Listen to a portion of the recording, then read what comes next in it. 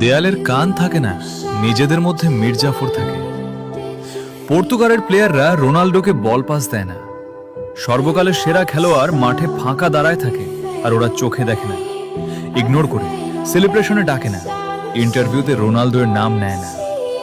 আর ওইদিকে দেখো, আর্জেন্টিনার প্লেয়াররা মেসিকে কত সম্মান করে।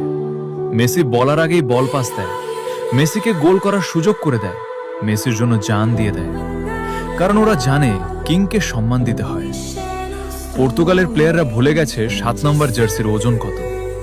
সেদিনের ম্যাচে রোনালদো হয়তো তার সেরাটা দেখাতে পারে নাই, কিন্তু এক ম্যাচে কিং শেষ হয় না। রোনালদো আবারও আগের চেয়েও ভয়ঙ্কর রূপে ফিরবে, কারণ তার 20 বছরের অভিজ্ঞতা আছে। পড়ে গিয়ে উঠে দাঁড়ানোর জেদ আছে।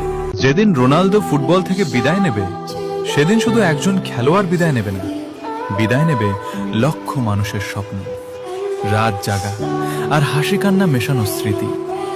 পর্তুগাল টিম সাপোর্ট করি শুধুমাত্র রোনালদোর জন্য। হয়তো সেদিন থেকে টিভির সামনে আগের মতো কেউ আর বসবে না। রাত 2টার ম্যাচ, কিন্তু মনে শুধু একটাই অপেক্ষা। যেই রোনালদোর জন্য পর্তুগালকে চিনলাম, আজ তার জন্য নাকি পর্তুগাল জিততে পারে না। বাংলা একটা প্রবাদ আছে না, যার জন্য করলাম চুরি সেই বলে চোর।